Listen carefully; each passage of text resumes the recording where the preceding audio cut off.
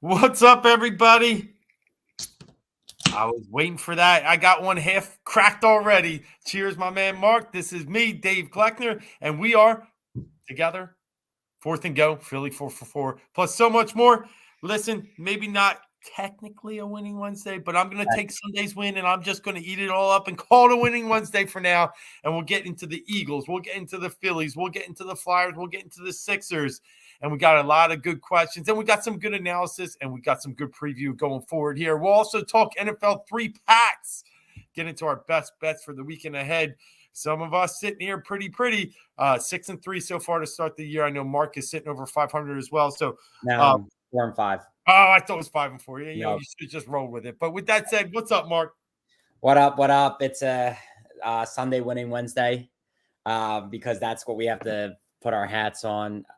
This Phillies potential collapse is just taking the life out of me, and I saw this coming down the road, and I'm not saying that's actually going to happen. What? Who?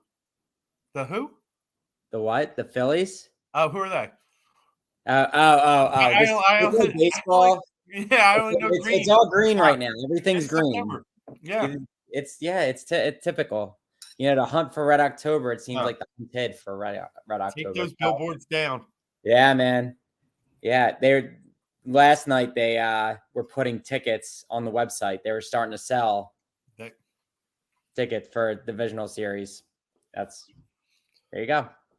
Yeah, well, I don't know. Do you want to start with that? No. All right, let's just get into the it's gnawing at me, so I just had to air my grievance out about that real quick. Yeah, I'm gonna try and be nice tonight, but I'm probably not gonna get there when we get. It's not gonna last long. No, but I can be nice when I talk about the Philadelphia Eagles, and I opened this. Good things.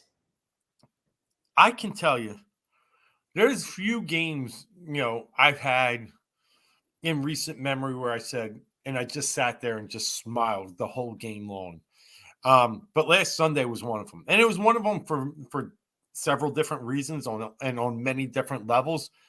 But to see the Eagles actually employ a game plan, one where they attack the weaknesses of the Washington Commanders, and that is Carson Wentz holding the ball too long and us actually, we were creating pressure with the front four, don't get me wrong, but he did create some exotic blitzes as well to confuse Carson Wentz. And to see a stat of 323 yards to -1, and to see Wentz's face all confused and sad and sitting by himself on the bench, I mean, all day long, it just felt great. I don't even care that they didn't score in the second half. I don't. This was just a wonderful win, and it just felt a little bit like retribution. And I was curious how you felt after that game, because I know some people are out there like, there's still flaws. They did this one. You know what? No. They won. They won once again with margin, and they won once again with style.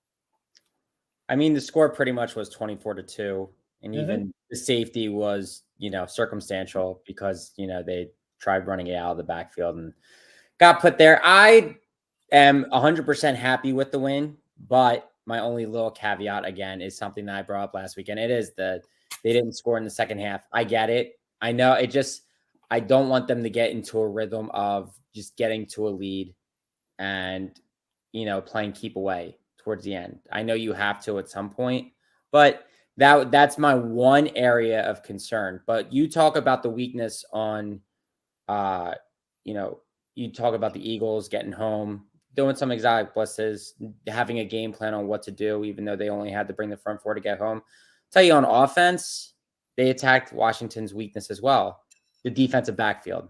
Yeah. Even though why? Because Washington does have a good front four. And Chase Young's not even playing. What? And Chase Young's not even playing. That's exactly what I was going to say. Chase Young has not been there. Obviously, he does change the game because he's an absolute monster. But even with that being said, they're still very talented up front. They were stuffing the run. They knew it. And guess what?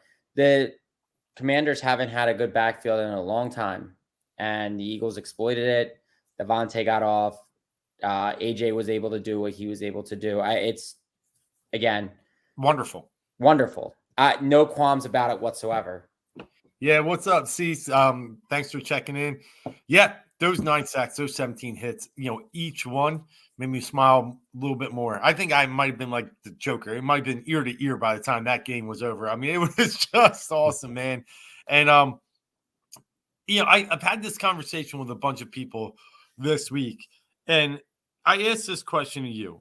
Are we getting ahead of ourselves? Are we getting too excited? Are we getting too happy? Are we getting too brash? Are we getting too puffed out chest about how this season is starting? No, it's tough because part of me wants to say yes, part of me wants to say no. I think they're playing very well.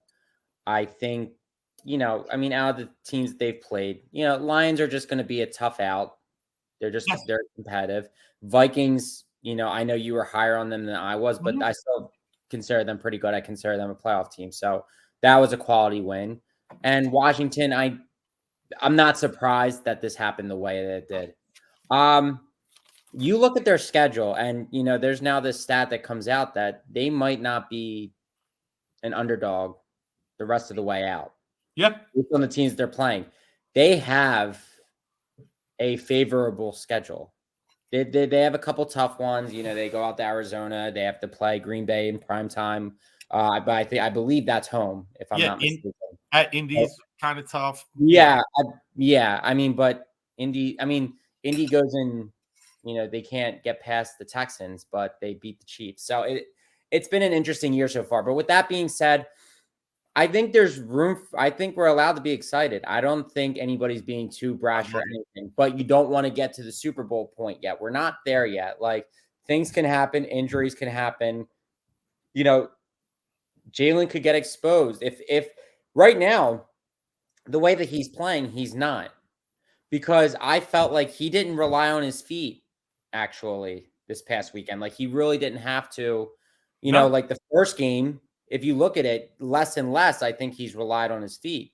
Well, they're playing him differently. That's why they want him to be. They want him to be a passer. They see how damaging and damning his legs can be to a team. So yeah, I think he has, and that's even more impressive that he can now adapt. Yeah, I think you're having some technical issues. It's clean on my end, but maybe. Well, go with it. Go with it. No, now we're good. Okay. So yeah, no, that's exactly like what you were saying. You were saying they've won different ways. Like, he did it all with his feet. I mean, he had to claw their way in Detroit. And then it was good run, good pass. And it was all pass. And it really was all pass. I looked at the box score. They had 72 yards rushing. Mm-hmm. It was all in the air. And you know what? That's great, because Washington's one, we knew that was their weakness. Two, they said, go ahead, pass the ball on us. And guess what? Jalen passed the ball, and it worked, and they looked well. So I was very happy with that. And go ahead.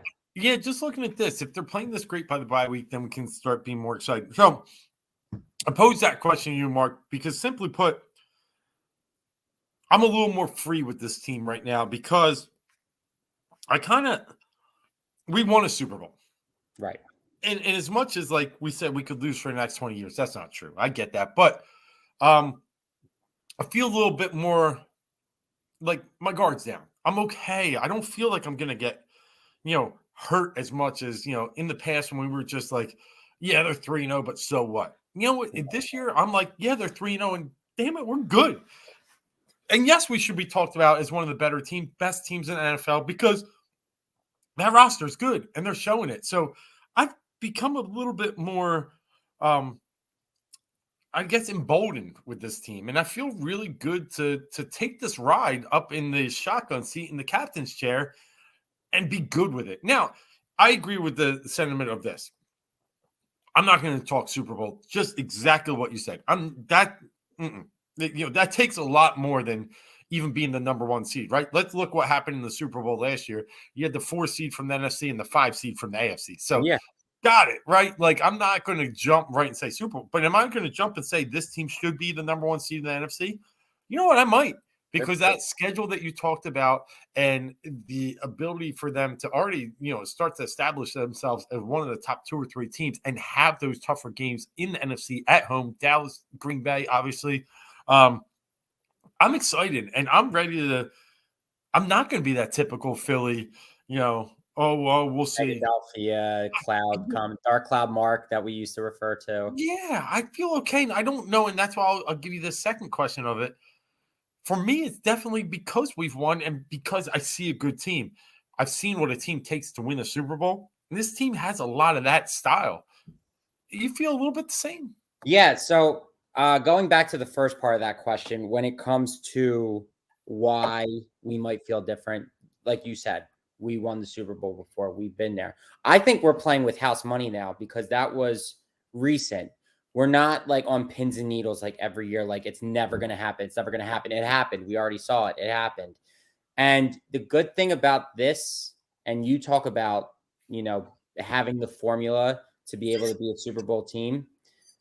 Right now, you're not paying Jalen Hurts as a top Mhm. quarterback. And those negotiations start after this year. Yep. Obviously, that could change things, but they've brought in so many players. Now, Howie usually this is where we're in a good situation. Players like Bradbury are playing well right Oh, now. yeah. You try and if he continues this, you're going to have to look about bringing him in.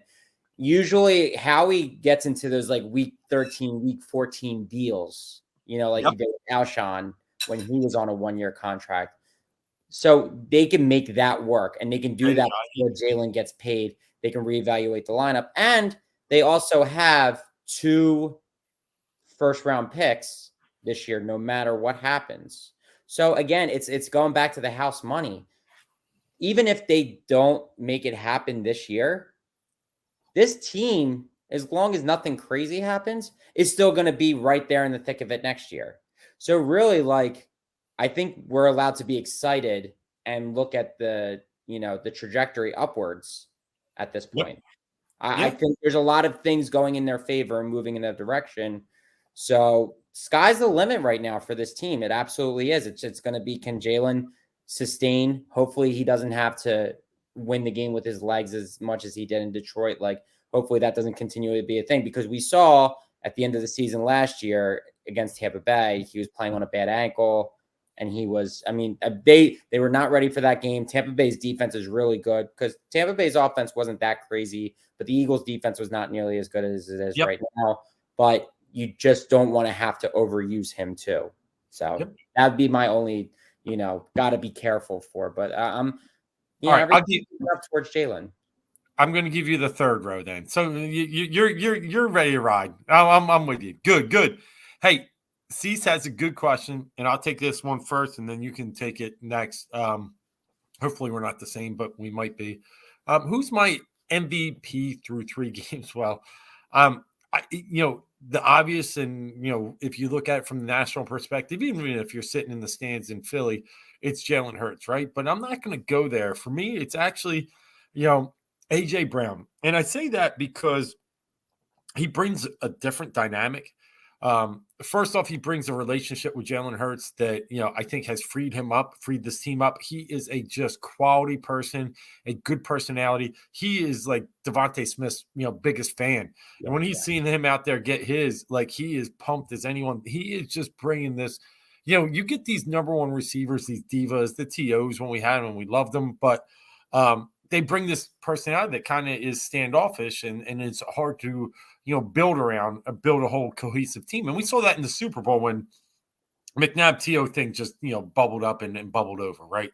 But I think it's A.J. Brown. I really, really do. I think he's brought this different dynamic to this team, this separation, the space. He's created more room for Devontae. He's created more room for the offense, and he's made Jalen better. So that's mine.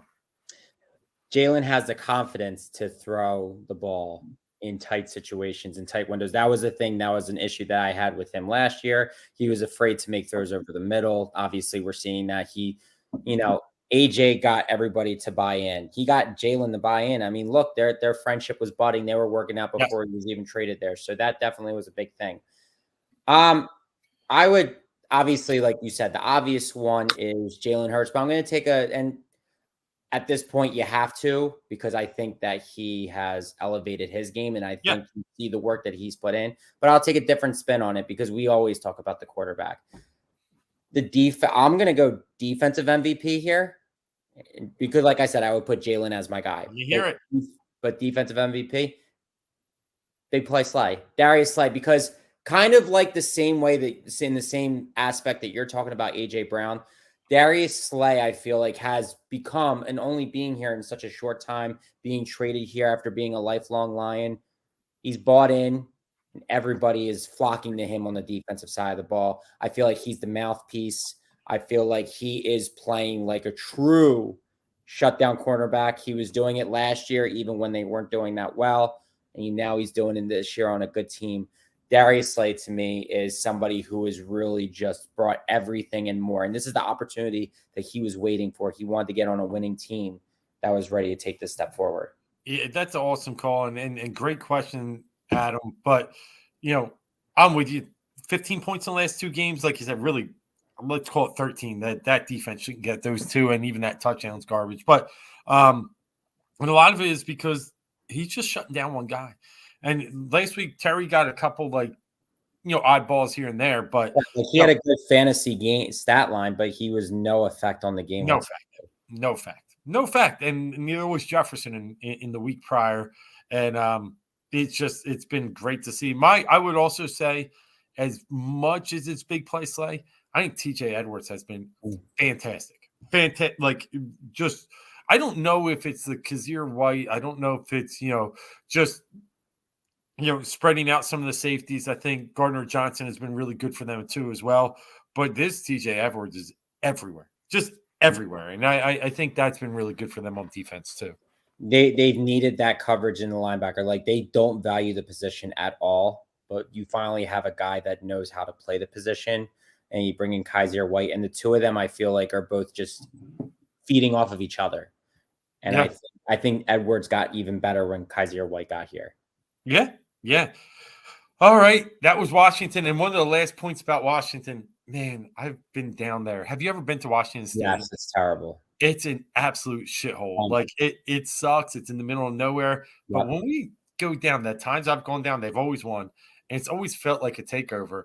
And this week just reminded me once again, that's like Philly, like JV. Right, we own that stadium too, just like we own the LA Chargers Stadium and several others out there. That was fun to see the Eagles faithful out there, proud and loud.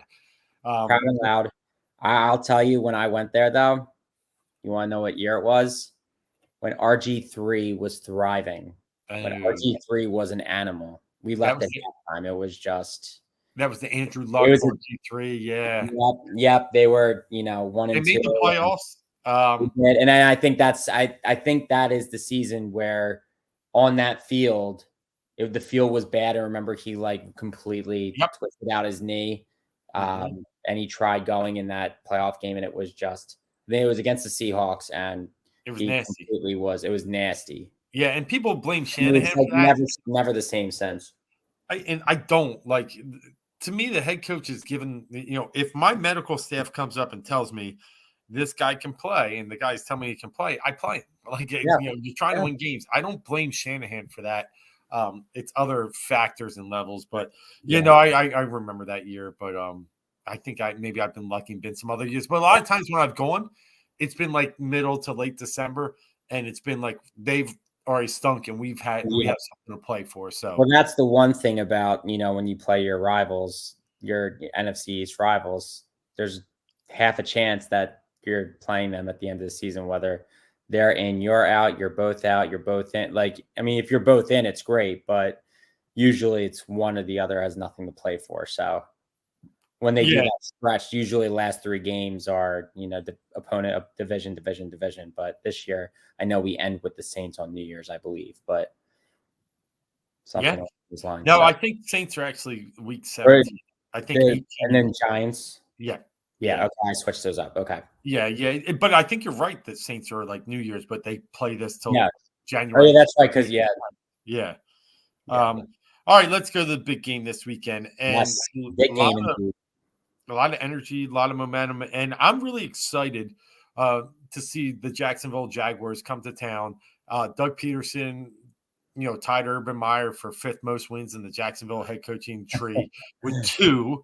But he is bringing that that Dougie P flair to that team, that energy, that Big Balls Doug, kind of, playmaking, and it's been good. And I'm even more excited that they did go out to LA last week and smoke the Chargers and come in here all right for the picking, because that's how I feel this game's going to be. Yeah. And I know we'll get into that, but when we look at this Jacksonville Jaguars team, I try to take pieces of what they are. For me, I can't really sit here and say that, they're showing like a top 3-4 defensive team. Okay, you had Matt Ryan in week 2, and you had a Justin Herbert with broken rib cartilage in week 3. Probably shouldn't even played. And even if he did, I mean, it's just maybe Herbert with broken rib cartilage is better than Chase Daniel. Probably is healthy. Yeah, probably is. Okay, so maybe he can't throw the ball for anything, but obviously it's still not good. Right? Herbert didn't do much. Yeah. So I go back to the one game that the Jaguars played someone that was, even remotely an NFL quarterback, and that was Carson Wentz in week 1. He threw for, I think it was like 313, 323, something in that range, 4 touchdowns, and had time. I think he only got sacked 2 or 3 times that game, which is like really low for Carson. So I try and what piece are we really seeing is the Jacksonville Jaguars. And I think it's more closer to that game in Washington than it is to what we've seen with the Matt Ryan and the Herbert. So I think the Eagles will have their chances to score in this game. And I think they put up over 30. So I really am looking forward to this game on the other side of the ball and see how they can really defend against a pretty dynamic, a pretty good passing game in Jacksonville. Pretty good passing game, pretty good running game. I would say, the thing that what Doug Peterson has been able to do is he's been able to unlock Trevor Lawrence. Obviously, terrible situation last year, just from top to bottom. Yeah. It really, last year shouldn't have even counted. Like for them, it was just a terrible situation. Urban Meyer's awful. Yeah. I'm excited. I'm excited. I'm going to be there, so I'm definitely excited about that. But the one thing that I'll say, I know you say could be, they put up 30, might be tough with the rain. If the rain is, True. Weather's going to be a factor. And what we've seen so far from Jacksonville is their running game is doing pretty well. James Robinson is, second in the league as RB2 right now. Yep. He's doing well. ETN, not so. I'll tell you, in one of my leagues, I drafted ETN like 4th, and I think I got Robinson 12th, and Robinson has been amazing for me. And it just seems like Robinson is healthy again. He is that guy that he was a couple years ago, and ETN is still pretty good. He's fast, he's elusive, so it definitely is a good security blanket for Trevor Lawrence, who obviously they played together at Clemson, so they have a good rapport there. Marvin Jones, had a touchdown last week. Christian Kirk has been, actually not been a bust when, it comes to these guys, wide receiver signings and free agency. He got the most money, and right now he's actually earning some of it. So it's definitely a revamped Jacksonville Jaguars team. They're young. They're able to do a lot of things. I do think that the Eagles will have the opportunity to have their way with them, because I think that the talent is far superior on our side. I think Jacksonville is just, scratching the surface, and they're maybe a year or 2 away from being they may not even be, I forget I don't think I have them as a playoff team this year, but it's going to be an exciting game. And I think we might get to it after, if not, but the whole Doug Peterson coming back and what kind of, factor that has into this game. Yeah, I think we can get into that now before we get into our picks. I think the Eagles are fortunate that Doug Peterson is coaching that team. And I say that from the standpoint of the Jacksonville Jaguars could kind of be a dead spot in the schedule, in my opinion, because, you're coming off that, Monday night, got to smoke Minnesota, and then got to keep all that emotion up and go over and play old Wentz, right? And, how do you keep that up versus an AFC South opponent that, you see once every 4 years and really probably don't even care about? Well, the fact that he's there, I think that makes a really big difference in being able to juice up and get ready for this game, especially when you look forward here. And the next 3 games on the schedule are at Arizona, Dallas, Pittsburgh. Some really big games. Higher quality, sure, yeah. Yeah. So I could have seen this as a dead spot in the schedule, but by Doug coming back and us realizing he's the only head coach that's ever won a Super Bowl for us, there's going to be emotion in the stadium. Fans, Right. I think, are going to respect Doug, and they're Right. gonna clap for him when he comes out. They'll boom after that, and then it'll be all love. But I think that will get the Eagles' attention. I do think it is a big factor in this game, and see, I do think he gets cheered. I do think he gets cheered right until about kickoff. I do think then we turn into the Philly faithful that we need to be, and we need to let them know who we're cheering for, and it's not him. I mean, I think if the Eagles are smart, and I think they would do this, they're cognizant of where they're at in their situation. I think they have some kind of tribute video where they do something that really reaches out to him, and they obviously there was no real ill will towards the end there. It wasn't a bad breakup. It just was time to go. Things went awry, and I'll tell you, I don't blame him. They didn't give him any choices. Yeah. No, it definitely, again, it wasn't perfect, but there was not, it wasn't as much of a fallout with Carson or whatever. With that being said, there will be a couple idiots who probably boo. There probably will. Yeah. There always are. And I'm not the biggest Doug fan. And I'll tell you, even with winning the Super Bowl, I just never fully bought in, believed in him as much as others have. I have absolutely, I was going to say something else, but I'm going to give him a standing O. I think he deserves it. I think he did the best with what he had. He made the Super Bowl and he made big play calls. And I absolutely have the utmost respect for him. Again, it just wasn't my cup of tea when it came to a coach. I didn't have the most confidence in him, but it worked and it happened. But for the idiots that boo, that's on them. But I really think it's going to be 95% cheering. He's going to get the real respect he deserves, and there should be no boos. Yeah, I agree. I mean, the boos that I talk about, I think are fine. Yeah, like in the game. I'm saying once the game starts, yeah. Right, of course. I'm saying prior to the game, there should be no big boo for when he comes out, and I don't think it's going to happen. I really don't. So it's funny. Like for some reason, I said before the year, you always like to take a long shot or two for Super Bowl. Eagles are one of them, but and now they're not a long shot anymore. But it's not much. But I threw like a couple bucks on the Jacksonville Jaguars. I just said, this dude's won a Super Bowl before, right? Like, I don't think he wins it this year. But if there's a guy and maybe I get lucky and they do okay, and maybe I can cash out at some point and make some money, but. It's a guy that can build a team and knows how to win. And, for all the reasons that you said, he should be cheered. He should be, as it should be a standing O. And I'm a believer. I was like you a little bit. It's not that I was not the biggest Doug fan because I do like him.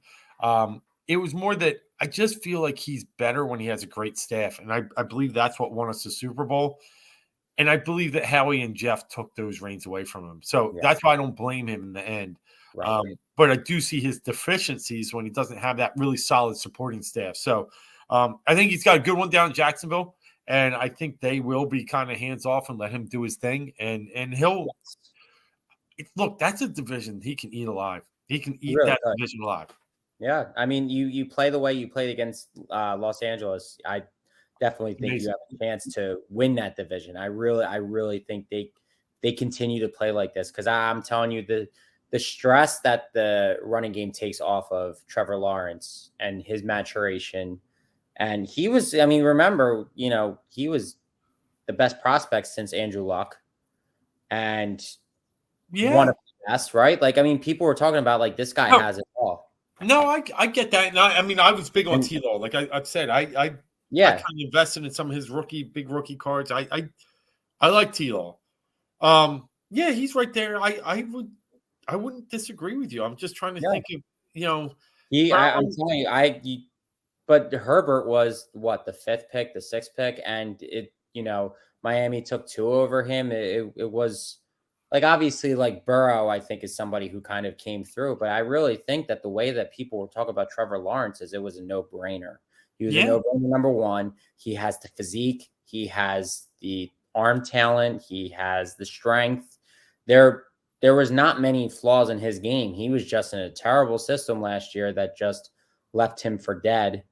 where I think that, you're starting to see what he can do when you have a good coach. Because look, I mean, especially to become a good quarterback, you need it. Usually, you're surrounded by a good coach. Like you can have the talent. Talent gets you halfway there, but the system also helps too. I mean, you look at Tom Brady, you look at Joe Montana, you look at the best to ever do it. They all had great coaches. Bill Yep. Walsh, one of the best coaches ever. Bill Belichick, one of the best coaches ever. I mean, it's in the math. You can't just go out there and play pickup and just be the best to ever do it. It just doesn't work like that in the NFL. It doesn't. No. All right, let's go on to our picks. I mean, we're about 30 minutes into the show. Perfect point, perfect segue onto what we expect to happen down at Lincoln Financial. Mark, I might be joining you down there. I'm leaning that way. The weather is a big factor, but it's looking Yeah. like a lot will come in on Saturday, and we might just get some pocket showers and some sun Yeah. on Sunday, which would be perfectly ideal. Right now, I guess we're looking at 50% chance, so got a shot. So take it away. It's yours first. Okay, so I think it is like going to be emotional for Doug, the Eagles staff who was here when they played, me and the team as well. So I think there's going to be a lot of emotion where, like you said, it would have been a dead spot if not Doug coaching the team. If it were like a Doug Marrone or some retread like that, we would just be like, okay. It would kind of remind me of I went to the Jaguars game back in 14 to start the season. I think it was Chip's first or second year. And the Jaguars, I think it was the second year, and the Jaguars were up 17-0 at halftime. Eagles came back and won 34-0. I don't think there's that lull here. I think the Eagles get out early. I think the Eagles actually do score in the second half. Jacksonville, they're going to do a couple things here and there on offense, but for the most part, I think the Eagles are going to have their way just because there's going to be a lot of energy in that stadium. It's a day game now. As much as the primetime games are huge, I think this is, only their second game at home with the fans there during the day. Hopefully the weather holds up and they don't have to rely on the run as much. With that being said, I think the Eagles win 27-21. Nice. Okay, cool.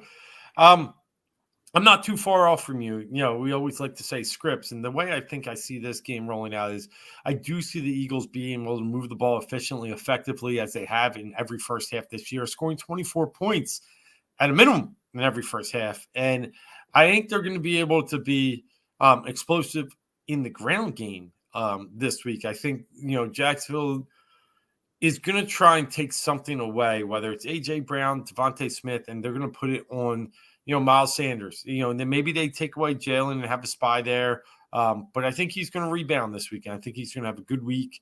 I think they move the ball. I think they get up by a decent amount. I think they have to, intercept T-Law once, maybe twice, put a couple sacks on him.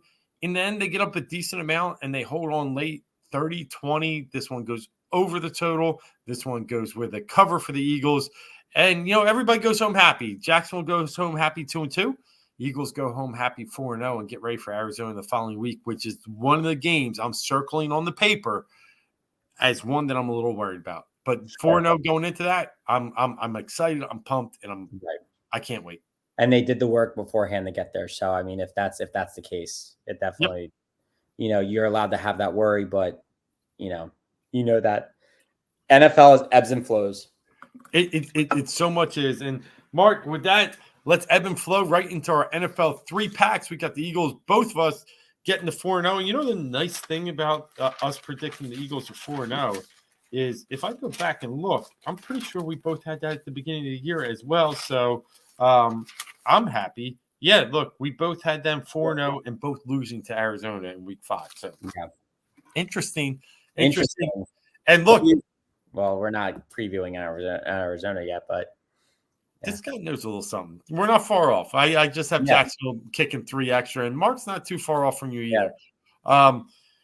All right, last week, let me give a quick recap. My third straight 2-1 week, I had Cincy minus the 5, Indy plus the 5.5, and you told me that was balls, but guess what? It's outright too, baby.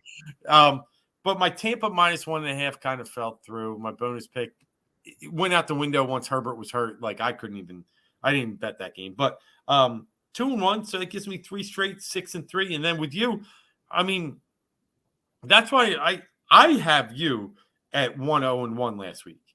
Well, so yeah, I have let's. you pushing Houston. So yeah, what did I? They were Maybe I plus did. 3. They lost by 3. They were plus 3. They lost 4. Okay. And Okay. then you won San Fran Yes. No, no, and I won lost San Miami. Fran. I lost San Fran. I mean, lost San Fran, I won won Miami. the Dolphins, and Yeah. I felt confident about the Dolphins. Yeah, yeah. So I had you at 1-0-1, which got you 4-4-1 on the year. Okay, that Yeah. makes. Yep. So with that said, I get the choice of who goes first with the winning record. I'm going to let you go first. All right. Well, with that being said, we are going across the pond, the Queen's Oh, Land. London. Yes, London, England. We got the Minnesota Vikings and the New Orleans Saints.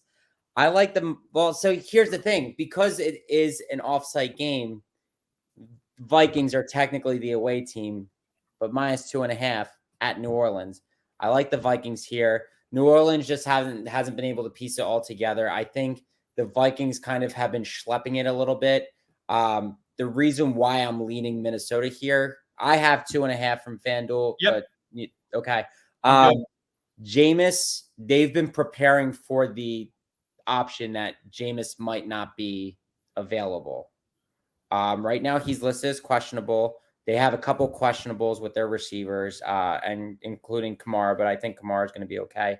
But they've had Andy Dalton taking first team reps and Taysom Hill as the reserve backup. So I like Minnesota to bounce back because even though they did beat the Lions, it was a little tougher of a game. I think they go out there and they take care of business against New Orleans, especially if Jameis is not there. But regardless, I'll go with the Vikings whether he plays or not. All right. Yeah. It's weird. Like, I like it. I was talking on another show at one point about this game, and the only concern I have with the Vikings, they're the better team, the better offense. Defense, we can flip a coin now. New Even with Orleans, Alexander Madison yeah, too. I like Madison I when he do. gets Tough runner. running back here. I worry about Kevin O'Connell. That's my only fear here is that going over to London, having all these things that you got to prep for. I saw his one away game earlier this year, and it wasn't good. So that's my only concern with Minnesota. But hopefully, he's got a little bit in the bag that and some people helping him. Like I said, that's just if something goes wrong, it's because they're unprepared, and that's the coach. I think But if he's all right, the past 2 weeks. yeah. All right. I'm going to lead off with my first one. It's probably like one of my more bold ones as I had with Indy last week. And I'm going to go with the Arizona Cardinals +2 in Carolina. Listen, Carolina, big win last week. But I think Baker had like 7 or 8 completions before the one big one he had to what's it, Robbie? Who's that? Laviska Shenault. Yeah, that's who it was. So like it was 5-yard slant that he took for 60 or 69. Right? Exactly. He's doo-doo. Like the dude stinks, like Baker Mayfield. And I firmly believe that. Now he'll have an opportunity this week, but I'm hearing some news, C-Max, thighs hurting, this and that. And the Cardinals, when pressed up against the wall, and you can let Kyler Murray play this freelance style, I think they're going to win games when they play teams that aren't very good offensively. That's Carolina. And I think they got a good chance to rebound this week. They're not a great team. I don't like Arizona either, but here's one thing. Carolina 5-12 against the spread last year. They've started this season so far 1-2 against the spread. Now, all their games have been pretty close. But even worse, they were 2-5 as a favorite against the spread last year. And that's important to me because that's Matt Rule. And this year they were a favorite in week 1, lost. So they're 0-1, carrying that to 2-6 overall as a favorite in the past 2 years. Favorite again this week. I like Arizona. I'm going to take them +2. Yeah, I actually don't find that bold. I agree with you. If I had a gun to my head and had to put money down, I would put money on the Cardinals there too in that scenario. I think the Cardinals actually, they do have talent. They just haven't put it all together, and they've been, missing DeAndre Hopkins. Rondale Moore hasn't done anything. Dortch has been good for them. But when you look at it, it's unfortunate because I like Matt Rule. He made his bones here in Temple, then went to Baylor and, made the jump to the NFL. That was his big thing. and it just has not panned out for him. And it's just they haven't been able to get a hold of a quarterback. Just like I thought last year, Darnold would be able to do stuff with them. He couldn't. I thought Baker would be able to really do something with them. He couldn't. I think it's the system, and I think it's just trying to get these retreads that these essential draft busts. So I do like that pick with Arizona. Continuing on the path, this one to me might be a little more bold, especially if the situation plays out as to what it does. We saw Mac Jones come off the field in excruciating pain with that ankle. The guy from the Associated Press got a picture. It looks like he's crying. I mean, the high ankle sprain is that bad. He still hasn't been ruled out for the game, but they're looking at Brian Hoyer would be next man up. Yep. The New England Patriots are 9.5-point underdogs in Green Bay. Green Bay should be able to take care of business here, but Green Bay really hasn't proven enough.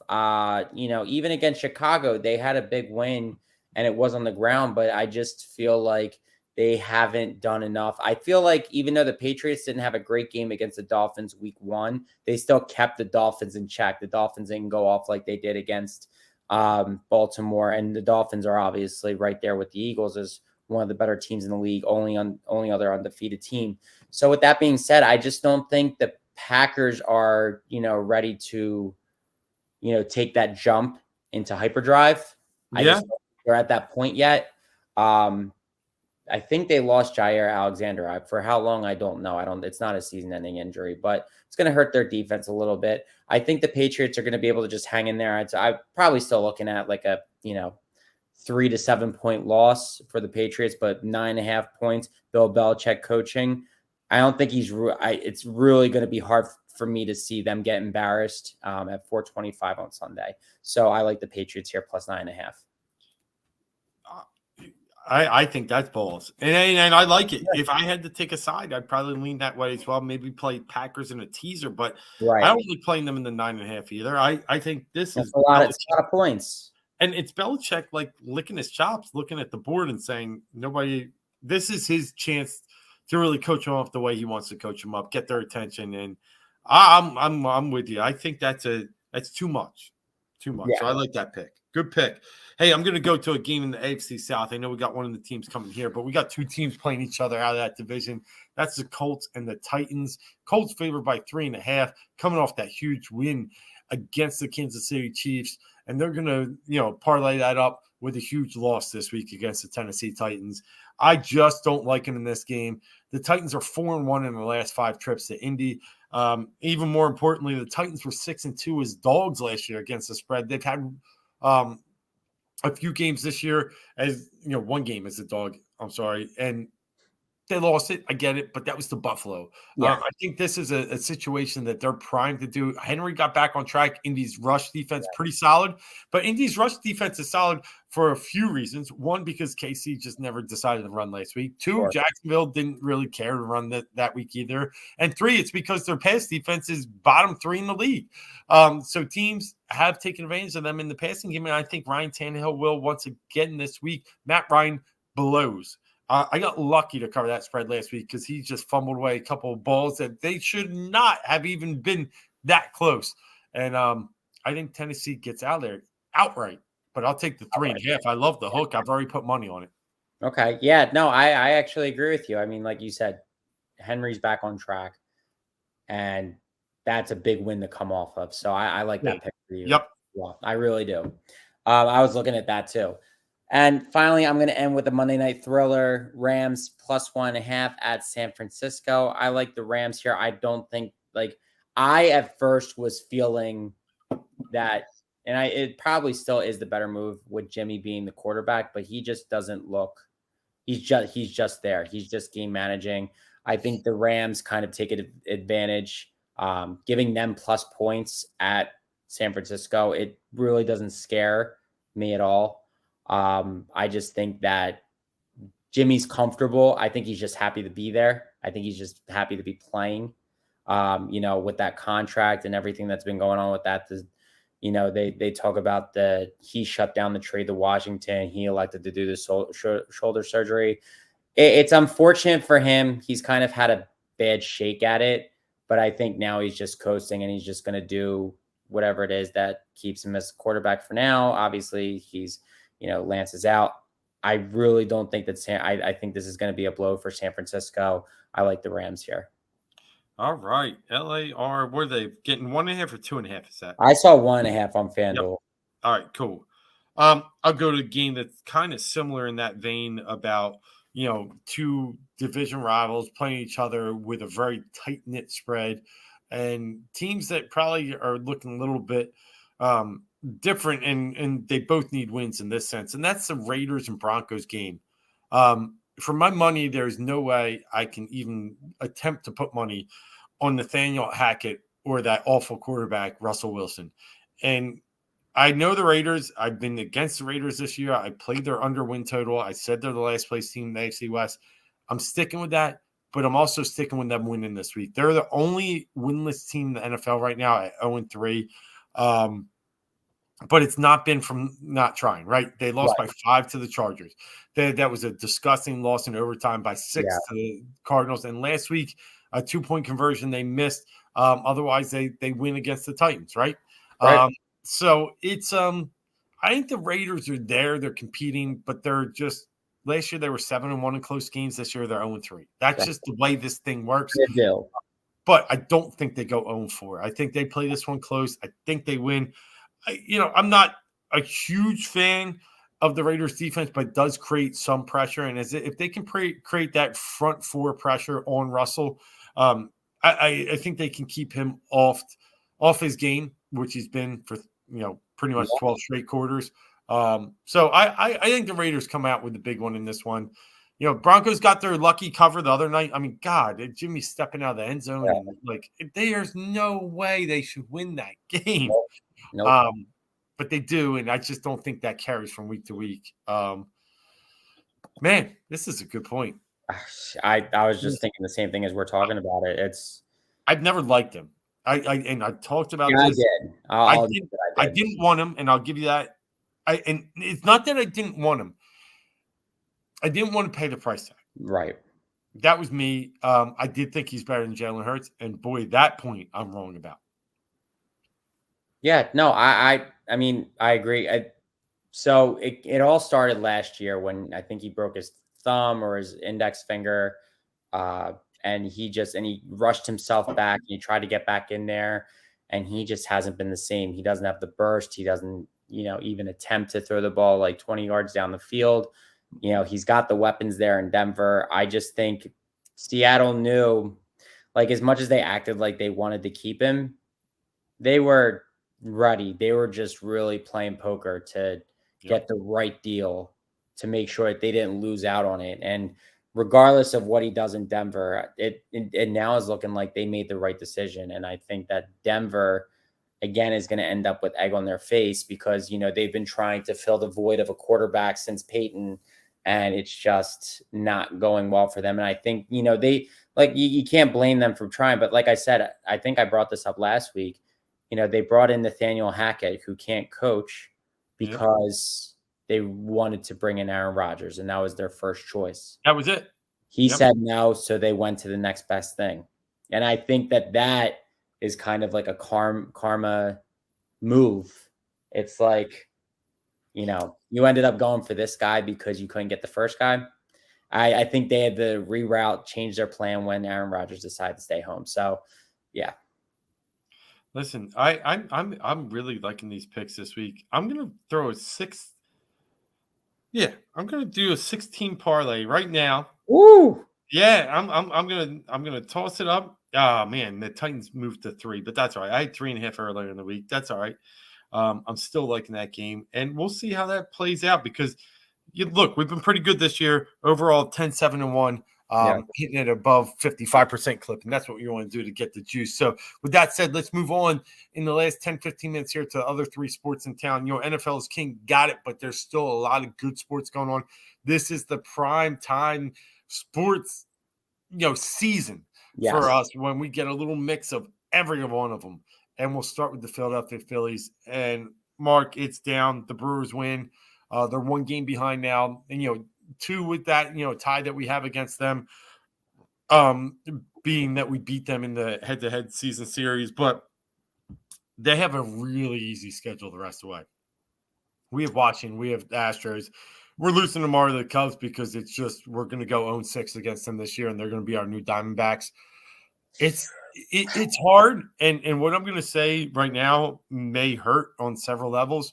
I'm such a big baseball fan that they've made me not care, and Yeah. it hurts. And it just like tonight's loss. Just Aaron Nola threw so many pitches down the fucking middle of the plate, just fastballs. He gets Morel to swing a fastball in 3-1 and miss, and he goes back to the same pitch over the same spot. It's just dumb pitching. That guy stinks in September. Stinks when we need him. And I told myself I was going to get mad about this stuff because I don't want to care. But right now, like I just want to walk away and not even look at the baseball season. That's how pissed I am. It's hard when the Eagles are doing well. It's so easy to go the other way, to turn your head. Because here's the thing, I'm looking at it like if they get in, like, look, they're going to play 4 games against the Nats. They're going to, and actually this rain might hurt them because it looks like they're probably going to have to do a doubleheader Friday and a doubleheader Sunday.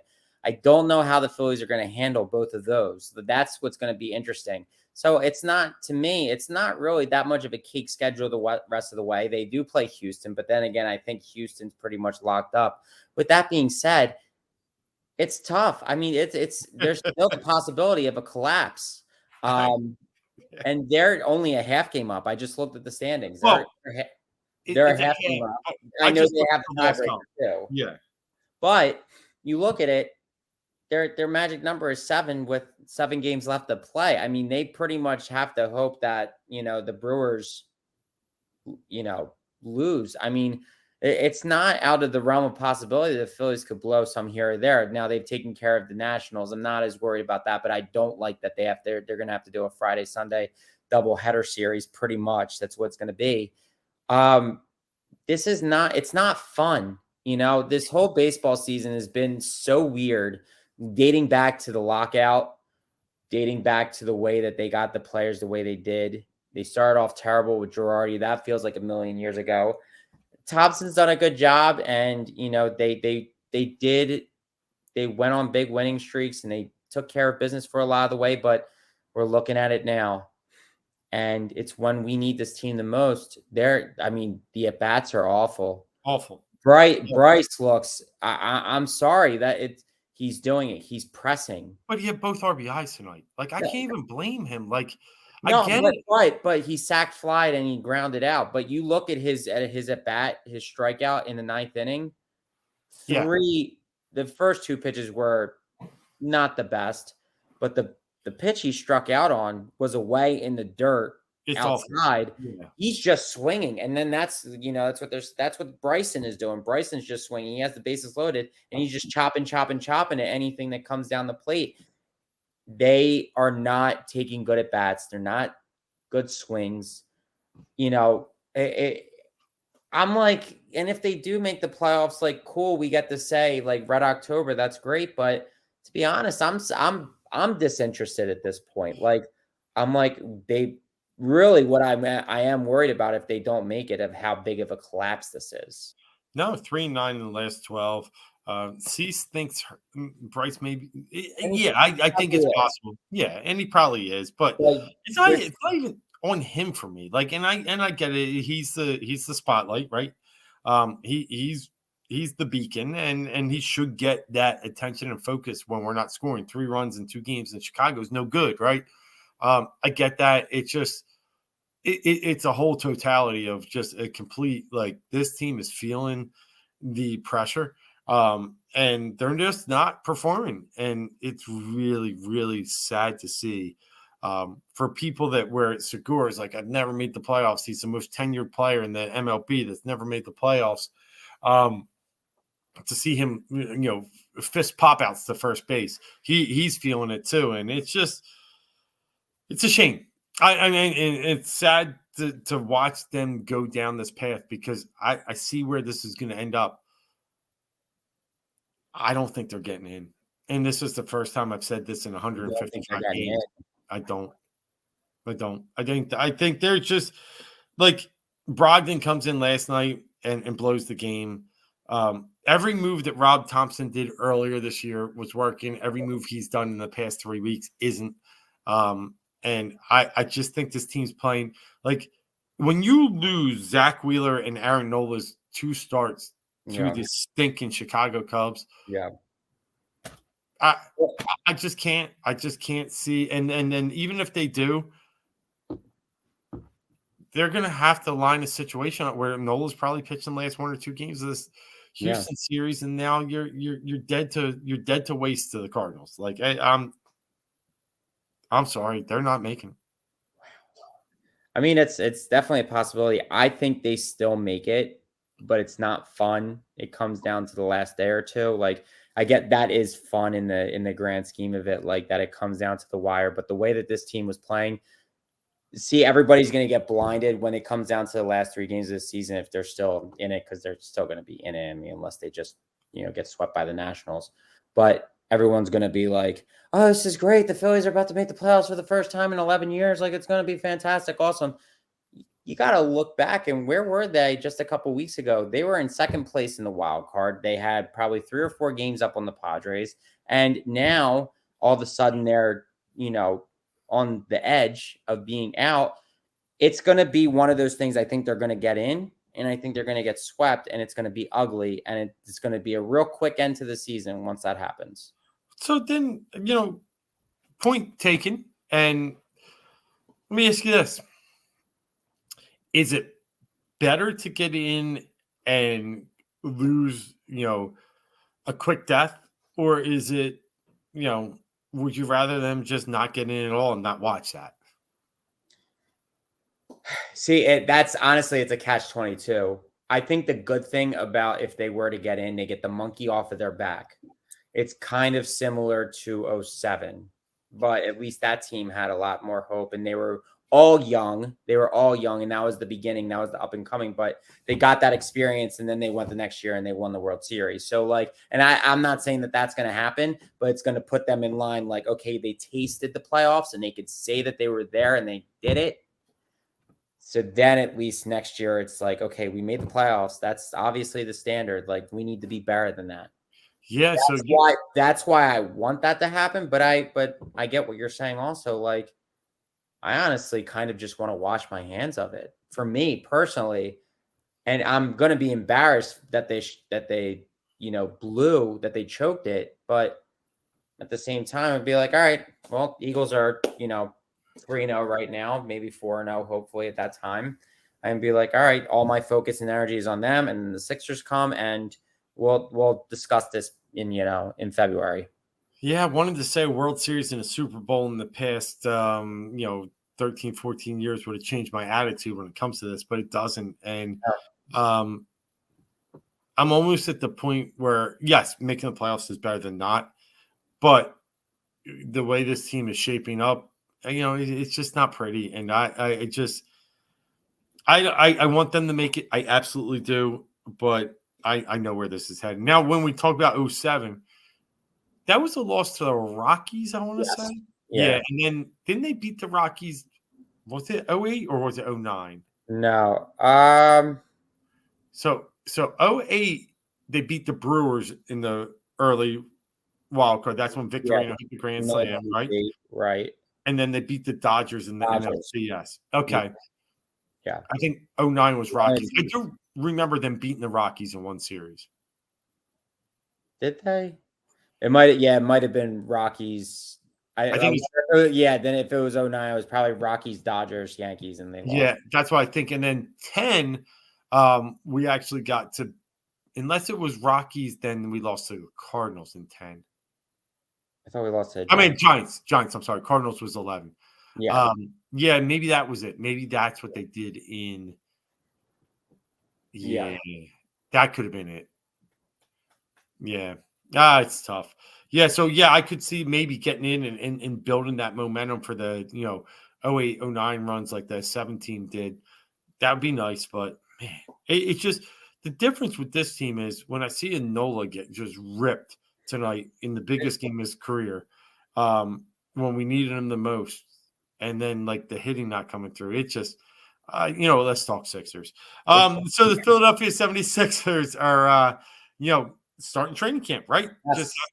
And it's, a lot of news going around, but the big news coming out, you broke it last week while we were on the air. Celtics losing Ime Udoka. And then shortly after that, the Suns kind of, Robert Sarver comes out and says he's got to sell the team. Yes, he does. I don't even need to get too far into that. So we got a lot of storylines going into, this season, but one of the biggest ones came out this week, and that's 100 pounds. Yeah. That's 100 pounds of hardened fat that's just been laid out. I don't see how he lost 100 pounds. I'm listen, dude. Unless he wants to stay from, that time in Brooklyn where he showed up fat and then. Maybe. But, like, he just got done in June, right? Like, something around there. Yeah. He didn't lose 100 pounds in 2 months. So, look, he came in, he said, tweet that, this. Yeah. But I'm pumped. I'm starting to like believe in this Harden thing. I think he's kind of focused, and I think he's motivated, and I do think he's in shape, and I think he's ready to win. And leave those chicken fingers and mott sticks aside over at Risque, and like I think he can get it done. So there was a quote. I'm not going to quote it perfectly, but he said, "I always knew with the way that I play, if everything lines up and I'm up on my conditioning," he said, "I'm up on my again, that's not the quote either, but he talks about conditioning. He says, if I keep up with my conditioning, I think he said MVP. So I think he's saying he can be his best self. Yeah. I'm not even worried if he's MVP or not. He can't, not with this team. That's not the point. He could with the Rockets. He's going to play like an MVP. He's going to play his best basketball, and he knows it. And then, and there was a quote from PJ Tucker yesterday. So they said, like, well, you said in your press conference that, you and James wanted to come here last year. Why is that? And they said, oh, I don't know. Some guy, Embiid, I think. And, he was saying, like, they had conversations about this. Like, James and PJ Tucker obviously had conversations about this. And they're like, they want to do this here. They need to be in the right place, and they need to get it together. And I think James knows, like, look, time. He tweeted out, like, year 14, like, hope everyone has a healthy year, like, whatever. Like, he's older, father time. And again, I brought this up months ago, but he was on the top 75. He's a top 75 player all time, and he's won an MVP. He's gotten all the accolades.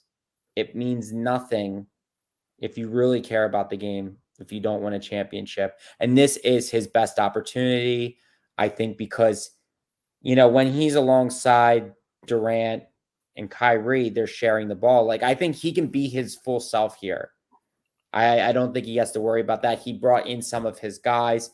He's got Darryl again in a better situation than he was ever in Houston. He knows he can't screw this up.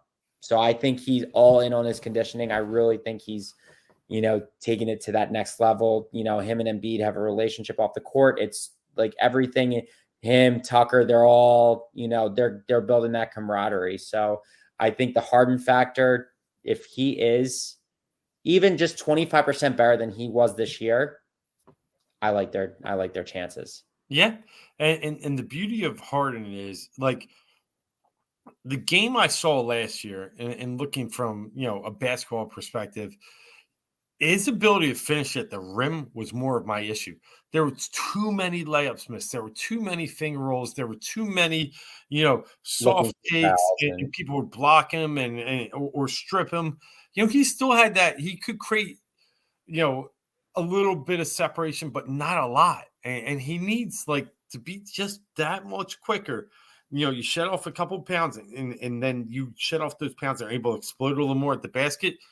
He turns, like, 2 to 4 points in the paint to 8 to 10. I mean, this changes the game. It changes. I can live with.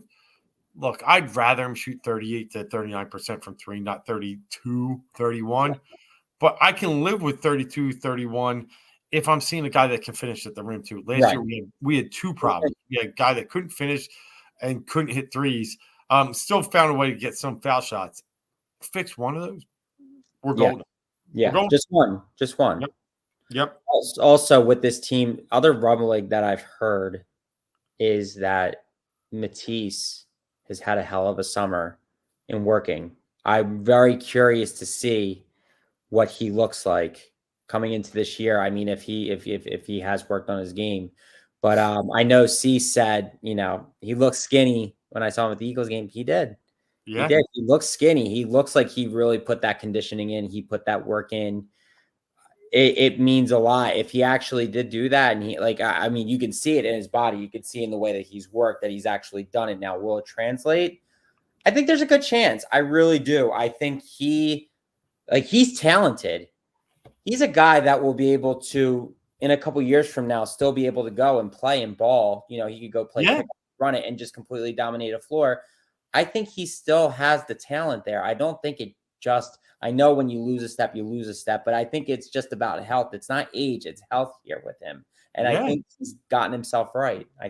Fingers crossed, obviously. I can't wait. I can't wait. I'm real pumped for this year.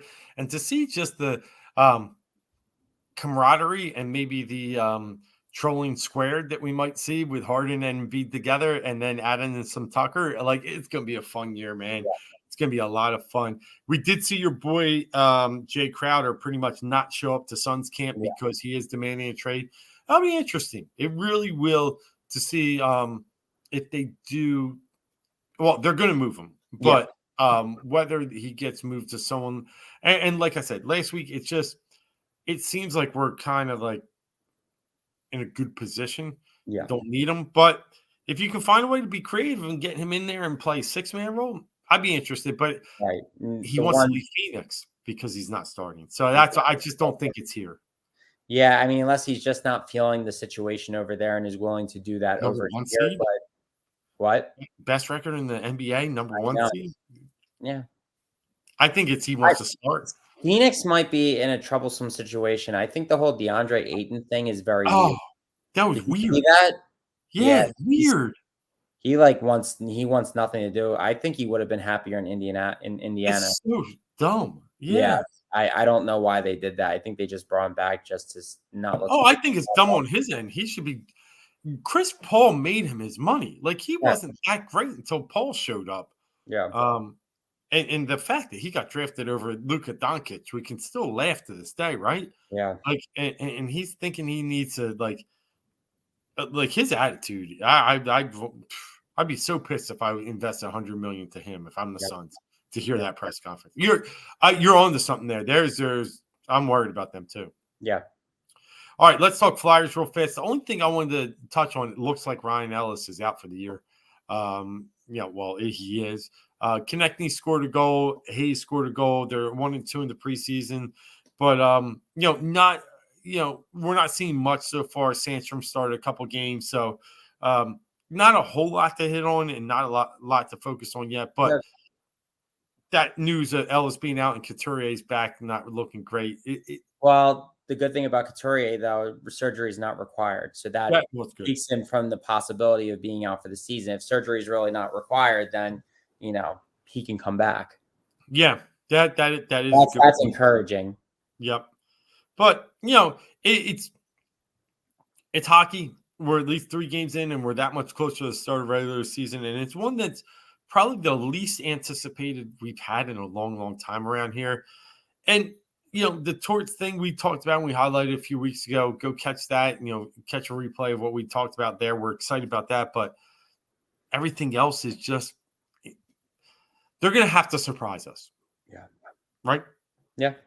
They're going to have to. But, so not a ton to talk about there, but just wanted to highlight those few things on the Flyers. Look, we've gone a power hour here, 4th and Go, as we do on Heat Ratio Sports Network every Wednesday when we can. Sometimes mix it up on a Tuesday or Thursday, but catch us on our regularly scheduled time between 9:30 10:30 each Wednesday night here. We'll be back next week to break down the Eagles, Jaguars. Look forward to Eagles, Cardinals, and hopefully possibly be talking about a Phillies playoff berth as the regular season wraps up right here while we're on the air. Mark, you got anything else? No, hope we don't collapse, and looking forward to, Sunday, because Eagles football is back in prime. They're back in the driver's seat, and it's not even close. Yeah, I can't wait, man. I can't wait. I can't wait. I can't wait. Until next week, we'll be back on there talking all those great things. I'm Dave Gluckner. That's Mark Tomasini. We are Fourth and Go. Until next week, we are deuces.